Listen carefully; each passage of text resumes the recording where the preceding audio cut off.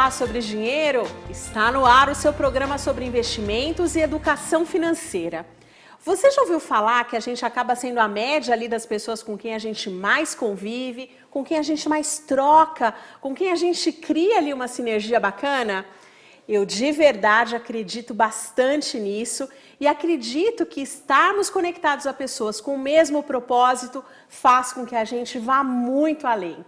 E para falarmos sobre propósito, ligado aqui à questão da educação financeira, a investimentos, a ter uma vida mais equilibrada financeiramente, eu hoje tenho uma pessoa muito especial aqui comigo, que é o meu querido amigo Rafael Takei. Rafa, seja muito bem-vindo. Valeu, Lu. Agora chegou a minha vez, né? Eu te entrevistei várias vezes, sua vez de estar aqui com a gente. É isso aí, a gente já trocou de posição, né? Já tive aí, agora a gente está aqui e nessa sinergia, né, Takei? Exato. E eu acredito realmente que esse empoderamento que a gente promove através dos outros, né? Que a gente concede, pega um pouquinho, isso ajuda a gente no nosso propósito? Conexão, né?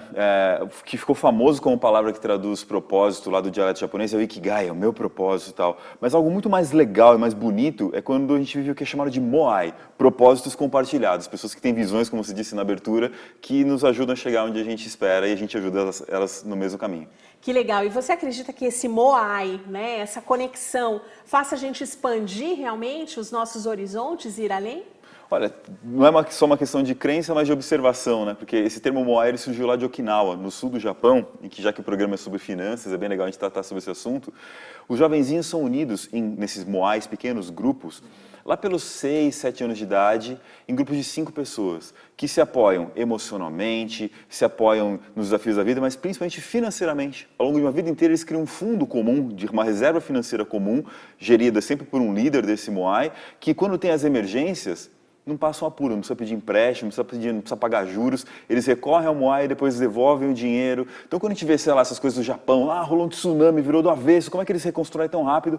Muito está nessa cultura coletiva de como eles enxergam também as próprias finanças. Quer dizer, a reserva de emergência desde ali a célula básica, né? Exato. Desde a primeira infância já começa a se estimular tudo isso. Exatamente. Muitas vezes a gente acredita que para ser algo com propósito, a gente tenha que deixar de lado a questão financeira, né? Que tenha que ter lá a paixão, que tenha que ter a vocação, que eu saiba fazer bem, mas a gente esquece do ponto de vista financeiro. E como que dentro do propósito, essa perna aqui financeira, esse eixo financeiro complementa todo o restante? Tem uma crença muito perigosa de eu vou fazer o que eu amo ou vou ganhar dinheiro. Desde quando tem que ser ou, pode ser e.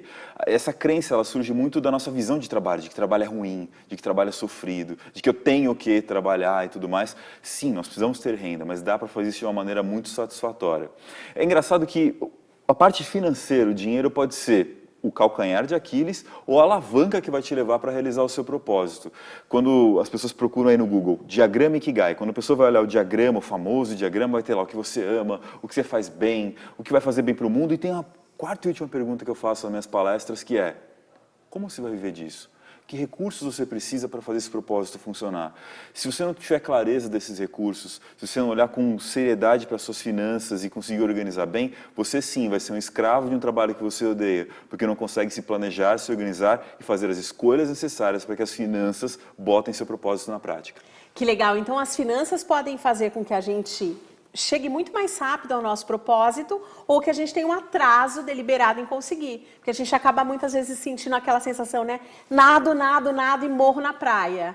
É verdade, porque a parte de propósito é muito inspiracional no começo, né? O que você ama, seus talentos, eu quero fazer o que eu amo, sair desse emprego, fazer uma coisa que eu amo.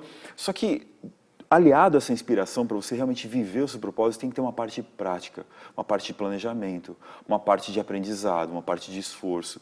E as finanças são uma das bases para isso, né? Eu lembro quando eu fui procurar a sua assessoria lá na IKEA do Investimentos, e aí a primeira coisa que você perguntou, para que você quer guardar dinheiro?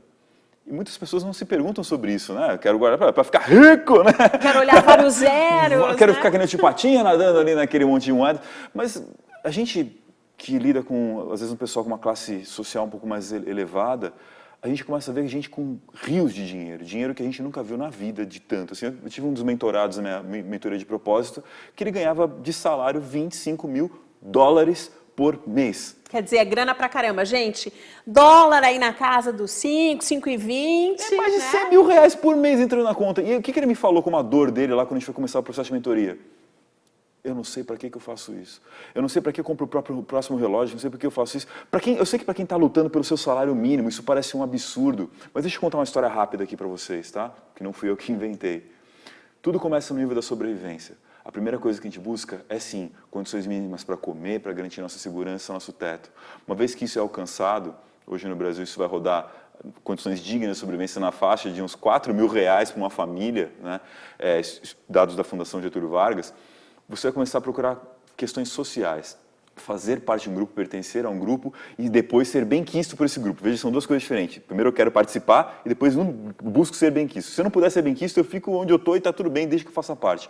É aí que entra o ponto que essas pessoas muitas vezes estão questionando. Para quê? Por que e para que eu vivo? Por que e para que eu luto? Qual é o legado que eu quero deixar? Eles falam, então eu tenho que esperar ficar rico para poder fazer isso?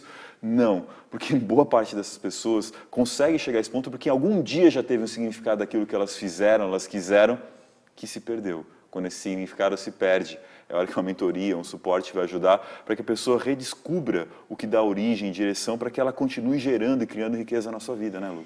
E você acredita que muitas vezes a gente entra ali na dança dos ratinhos, né? Aí eu começo a trabalhar mais e aí eu me sinto ali na obrigação de me bonificar com questões financeiras, o melhor tênis, o melhor relógio, aí eu quero 10 tênis, 10 bolsas. E é quando, de repente, a gente esquece, né, e perde a essência do porquê tá ali? Com certeza. É engraçado, para quem quiser entender esse ponto, a diferença entre prazer e gratificação. Quando a pessoa fala, eu quero ser feliz, eu quero dinheiro para poder fazer o que eu quero, comprar o que me interessa, muitas vezes as pessoas estão focadas em prazer.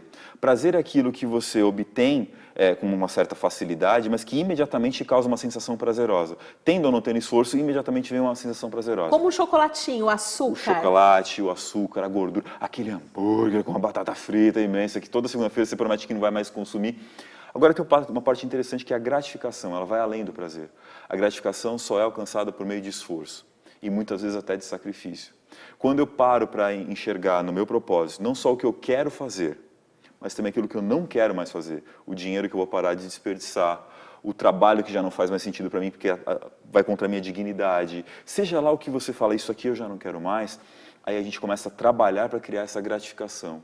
O bom da gratificação é que ela é sustentável, o prazer se consome por si só, né? Aquele hambúrguer, aquele produto que eu comprei, eu fico feliz na hora. Não dura 6 meses, no máximo, a felicidade de um bem material. Quando a gratificação, ela tem uma duração muito maior ao longo da vida, porque ela vem do seu esforço e ela gera frutos. É a diferença entre consumo e investimento. Consumir felicidade ou investir em criar felicidade. Tá, Kay, a gente pode fazer essa correlação, né, entre a prosperidade financeira e atingir o propósito com o foco em saber dizer não? Perfeitamente, Lu.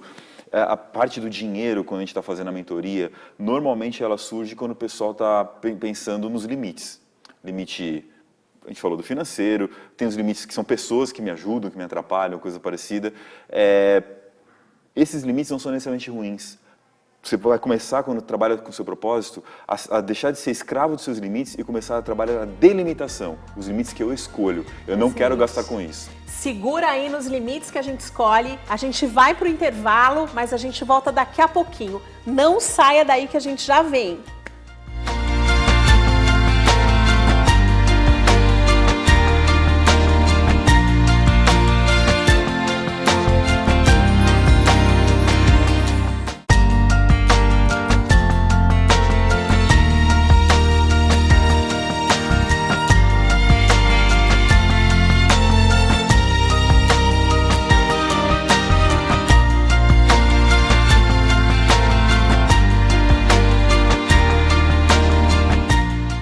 Estamos de volta com o seu programa sobre educação financeira e investimentos.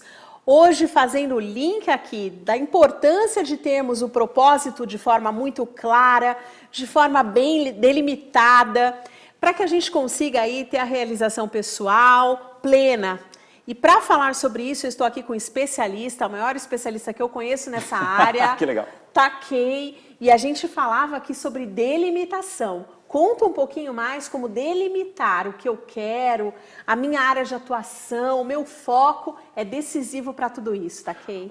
Quem aqui nunca viu, seja na TV ou no evento, aquele coach, aquele palestrante motivacional e fala, você pode tudo. Quando eu vejo esses caras falando essas coisas, eu sinto muita vontade de chegar para ele e falar, voa. Voa, se pode tudo, então voa. Você pode tudo, traz essa parede. Você não pode tudo.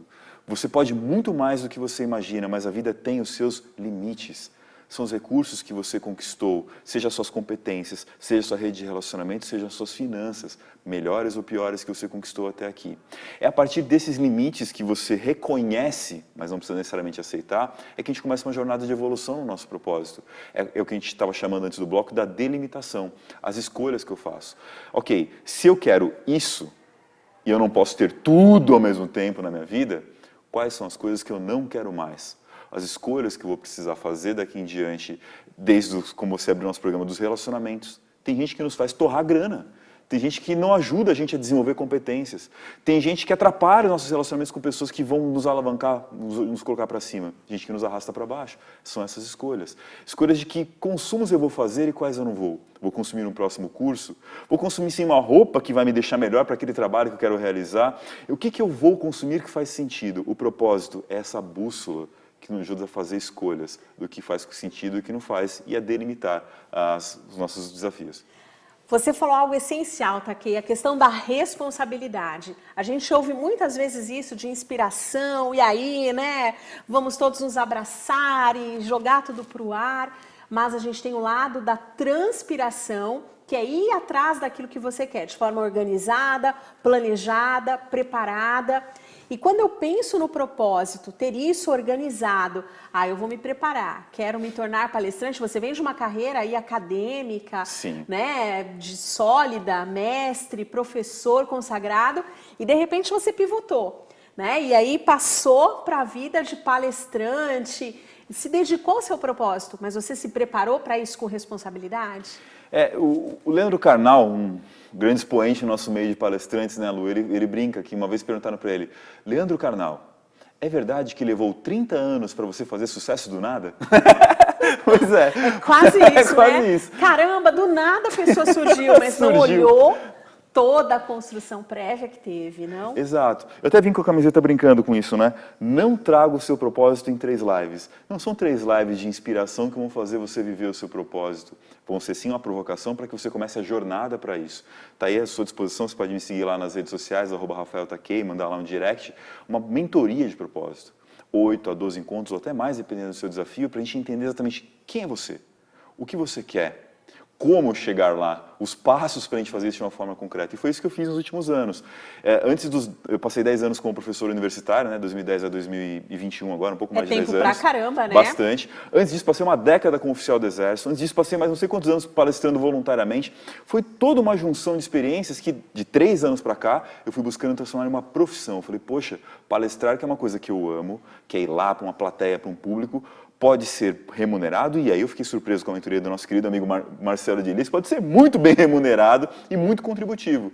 De lá para cá foram os últimos 3 anos aí me preparando em termos de competência, estudo de mercado, aprendizados próprios e principalmente financeiros, para que eu pudesse me desligar da função de coordenador e professor de uma forma responsável com a minha família, comigo, e não ter que, no primeiro desespero, no primeiro aperto de cinto, ter que voltar para uma condição que, poxa, não era aquilo que eu desejava mais daqui para frente na minha carreira, né? E às vezes pode acontecer, né? De repente, a hora, gente, que a coisa aperta, fica difícil, não é tudo do jeito que eu sonhava, falar, acho que não era isso que eu queria, isso não é o meu propósito. Mas no fundo, talvez eu não tenha me organizado até financeiramente para isso. Eu coloco 4 fatores aqui, Lu, que vão fazer a pessoa correr esse risco. São os 4 fatores, podem ser limitantes ou fortalecedores dessa pessoa. Primeiro, são as competências. Você acha que sabe fazer esse negócio, esse trabalho, e quando você vai lá, o cara que é o chefe de cozinha, né, que gosta de cozinhar, aí ele resolve abrir um restaurante, e ele descobre que ele vai se tornar um empresário, não um cozinheiro dali em diante. Então, as competências. As pessoas. Você ter pessoas que te dão suporte, pessoas que nos assessoram, nos auxiliam para a gente poder crescer. Terceiro, o tempo.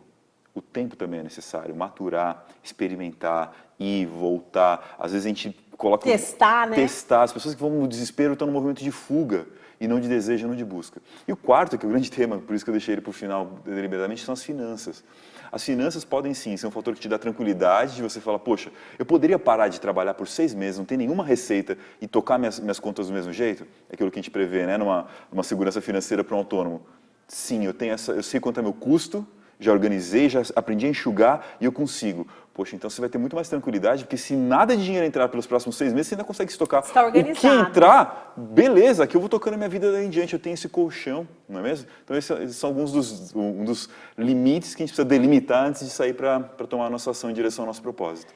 E, Rafa, tem que ter coragem, né? Se você olhar essa trajetória, a oficial do Exército tem ali, né, algo que é linear, algo que é seguro, Sim. que você tem uma estabilidade muito forte. Quando você sai disso para uma carreira de professor, já não é mais a mesma segurança. Tem semestres que você tem disciplinas, outros que não.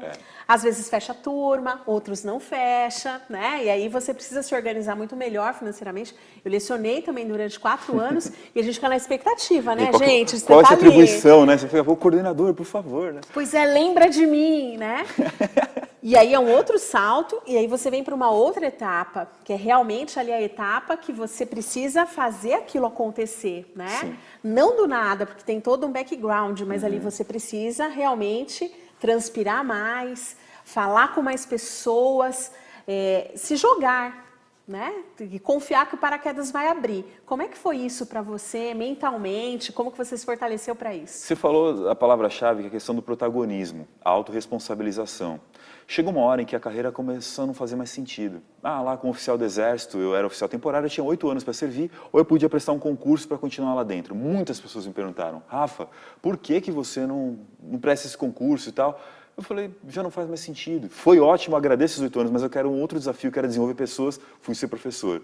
Aí como professor coordenador, cara, você tá louco, o mercado, crise, vai deixar uma estabilidade, aí um CLT, uma empresa ótima, né, a Unifunvic, que é onde a gente faz essas gravações, para ser palestrante. Eu tenho que ir para o próximo desafio. Essa coragem só é possível quando nossos recursos estão bem organizados e administrados, desde os internos, suas competências, suas habilidades, até os externos, com as finanças e as pessoas que estão ao seu redor. Se a gente não faz isso, a gente provavelmente vai viver amedrontado pelo nosso entorno. Que bacana. E aí, às vezes, a gente só enxerga a ponta do iceberg. A gente vai para o intervalo e na volta a gente vai falar sobre isso. Aquilo que a gente enxerga, que é a ponta, às vezes, do iceberg e tudo aquilo que dá sustentação para que isso pare em pé. A gente já volta.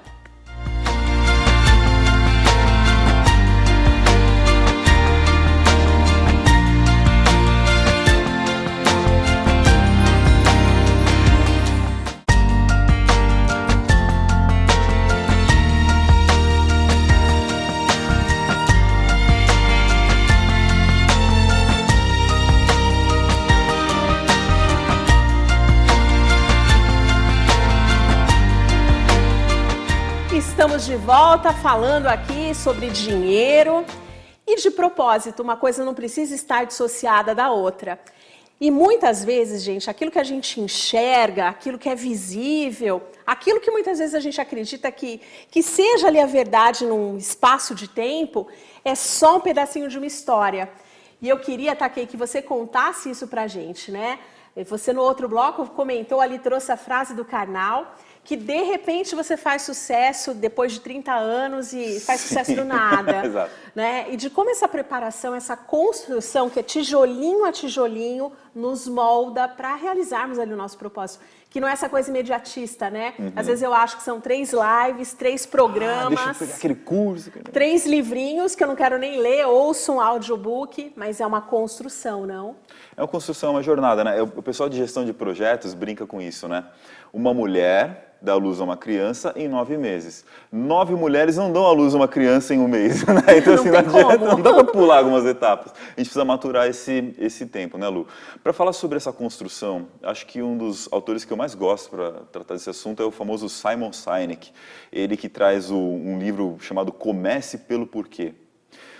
Se você precisa definir um novo rumo na sua carreira, você veio até aqui, precisa tomar uma decisão, a dica dele é comece pelo porquê. Se sua empresa hoje não está convertendo vendas, está com essa dificuldade, o que está acontecendo que eu não crio aqueles fãs, aqueles seguidores? Comece pelo porquê. O que significa isso? significa o seguinte: quando você encontra alguém num jantar de família, numa casa de amigos, a pessoa pergunta, me fala sobre você. O que normalmente as pessoas começam a falar? Eu sou professor, eu sou administrador, você começa a falar da sua profissão, o que você faz. Eu trabalho com isso, trabalho com aquilo. Esse o que é chato, esse o que tem um monte de gente que faz igual, esse o que não é a sua essência, isso é uma coisa que você está temporariamente. Alguns ainda têm um gosto, uma noção e começam a falar de um como, né? Não, mas eu sou um professor diferenciado, eu uso metodologias ativas, eu sou um administrador que tem visão estratégica. Chato. Você mesmo não se apaixona por isso, realmente você cansa de trabalhar numa coisa que é só assim. Comece pelo porquê, é um livro legal porque ele mostra que você vai entender a sua essência antes de mais nada. Se alguém me pergunta, Rafa, me fala um pouquinho sobre você, eu inverto essa ótica. Ao invés de falar, eu sou professor, eu também sou palestrante, eu também faço mentoria, chato. O que eu costumo falar? Eu começo da seguinte forma, eu acordo todos os dias para que as pessoas e empresas vivam seu propósito plenamente. Como assim?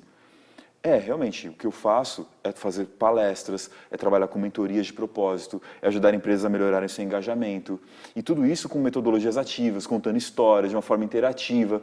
É meu porquê, meu quê, meu como, entregue de uma forma completamente diferente. Mas eu escolho o que eu vou fazer, o que eu não vou fazer na minha vida, baseado nesse porquê.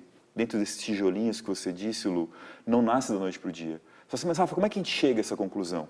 Repertório. Eu tive sim que ter sido técnico de informática lá atrás para ver que informática não era meu rumo. Tinha alguma coisa ali de interessante, mas não era meu rumo. De tudo que eu fazia na informática, o que eu mais gostava era de treinar o cliente quando o software estava pronto. Eu fui ser oficial do exército, e aí marchava, não sei o quê, tal. De tudo que eu fazia, o que eu mais gostava era de treinar os mais de 1000 soldados que eu formei. Fui ser professor. Legal, agora eu estou treinando gente. De tudo que eu fazia. O que eu mais gostava era naquele momento que tinha aquela plateia, quando tinha os eventos, 200, 300 pessoas e tal. Então a gente vai lapidando e vai começando a encontrar nosso caminho, a nossa especialidade. Fui começar a palestrar e falar, mas que tema que eu gosto? Então nisso, esse repertório, esse tijolinho, a gente vai construindo um a um, experiência após experiência, Lu. E às vezes esse repertório está fora do óbvio, né? Não é só lá no meu trabalho, não é só a hora que eu me coloco no banco de aluna numa universidade, mas é também naquele papo descontraído que eu tenho com aquela pessoa estranha que eu conheci agora, né? Que eu acabei de conhecer, é ler um livro fora da minha área de atuação, é me interessar por algo que fuja daquilo que eu sei bem que eu domino. Tem um humorista conhecido, Márcio Balas. Se você não sabe quem é esse cara, você deve ter assistido É Tudo Improviso, aquele cara que faz aquelas dinâmicas de improviso, ficou famoso por isso. E ele tem um TED poderoso chamado Poder do Sim. O que é o Poder do Sim? É você buscar dizer sim ao máximo de oportunidades que couber dentro dos seus recursos. A gente já falou sobre o não, mas dentro do que for possível você dizer sim, você dizer. Como que a minha atuação como palestrante voluntário virou uma profissão? Aqui, dentro dessa faculdade, o departamento de comunicação falou, Rafa, a gente está com a nossa equipe muito desmotivada, principalmente o pessoal que é administrativo, que não é professor, porque tudo rola em torno de professor e aluno na faculdade. Você tem como fazer uma palestra para motivar essa galera, para inspirar esse pessoal e tal? Só que assim, por favor, não coloca a palavra motivação. Porque se colocar motivação, ninguém aparece, porque já teve palestrante muito ruim. Não quero e tal. Falei, cara, que eu vou... Tá bom. Poder do sim, é isso que a gente está dizendo aqui para vocês nessa trajetória. Topou, depois vê como faz. Que nem você com esse programa aqui, né, Lu? Um doido aí te chamou para isso. Aí eu fui fazer, e eu criei uma palestra chamada Propósito de Vida, Qual é o Seu? Eu cheguei nessa essência do que nos motiva, que é estar conectado com o nosso propósito. Essa palestra foi tão legal para a galera que eu comecei a ser convidado para fazer em outros lugares. E em outros lugares eu falei assim, poxa, acho que agora está na hora de cobrar por esse assunto. Essa expertise está em a gente conseguir dizer sim para as relações, para as oportunidades, para as experiências que a vida nos traz para a gente descobrir nosso propósito. Taquei, muitas vezes a gente diz sim para algo que não é monetizável naquele momento. Então, assim, ninguém começa, né, fazendo uma palestra cobrando. Você vai lá e faz palestras gratuitas na igreja, na comunidade. Eu faço muitas palestras na Semana NF nas escolas, que você não ganha para aquilo financeiramente. Mas muitas vezes isso te traz musculatura para algo que ainda está por vir, não? Até para você conseguir enxergar oportunidades. Na época que eu passei no Exército, tem o pessoal do Guerra na Selva, né? Bota o Guerra na Selva, ele está em casa. Ele está que nem você no shopping, que nem você aqui está a praça de alimentação, aqui está não sei o que, ele consegue ver tudo. Porque ele está treinado, amplitude de visão. Às vezes o mercado está aí cheio de oportunidades para você, para o seu talento, só que você não consegue enxergar ainda. Então você precisa lapidar.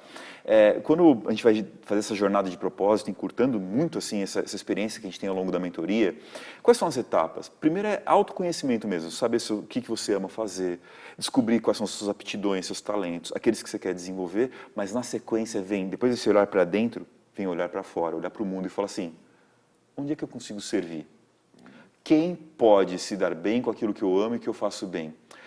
Aristóteles já dizia, aonde os seus talentos se encontram com a necessidade do mundo, aí está a sua vocação. E quando você encontra a sua vocação, você começa a se tornar precioso para as pessoas. É um pulo, é um salto. Você fala, poxa, acho que agora eu poderia cobrar de alguns. Alguns eu ainda farei de graça, alguns ainda farei porque eu gosto, porque é minha vocação, mas chegou a hora de buscar cobrar e negociar com as pessoas e ver um preço. Eu lembro que minha primeira palestra remunerada era uma cipate de empresa, um amigo me indicou, e a pessoa me ofereceu R$200. Falei, nossa, né? Hora aula de professor, não é nem um quinto disso, R$200 em uma hora. Que legal, dinheiro dentro. Uou! Mal sabia eu que, tipo, você pega o Karnal que a gente citou agora há pouco, a remuneração dele por hora de palestrante profissional são R$30 mil por uma hora, Pouca coisa de diferença. Pouca coisa de diferença, mas para mim, naquele momento que eu não tinha a menor noção, aquilo era incrível. Quando eu fui fazer uma mentoria, entender melhor o processo, buscar relacionamentos, conhecimentos nessa área, eu comecei a me enxergar entre os 200 e os 30 do Karnal, onde é que eu me enquadrava aqui para falar, poxa, isso pode ser uma profissão. E é isso que você vai poder fazer na hora que você encontrar exatamente essa paixão talentosa e contributiva que você tem aí pela frente. É o ganhar contribuindo, é o ganhar servindo, é olhar aquilo que eu posso fazer pelo outro. O que é que você pode fazer pelo outro? Takei, que prazer imenso ter você aqui, gratidão. Obrigado. Deixa aqui pra gente suas redes sociais, onde te encontrar, como te contratar para fazer uma palestra, por favor. Por favor, me sigam lá no Instagram, @RafaelTakei, e entra no meu site, www.rafaeltakei.com.br. Lá você vai encontrar meus temas de palestra, minha mentoria, tudo que você precisa para viver o seu propósito. E falando de dinheiro, falando sobre dinheiro, transpor uma visão de escassez para uma visão de abundância na sua vida, vivendo o seu propósito. É isso aí, nessa visão de abundância, nessa visão de prosperidade que eu me despeço de você. Toda semana a gente tem um programa inédito, sempre às segundas-feiras, às 20h30, logo depois do jornal. Enquanto isso, a gente se vê lá nas redes sociais, @Luciane Quedo, e lá no YouTube, Luciane Quedo, vamos falar sobre dinheiro. Até o próximo encontro!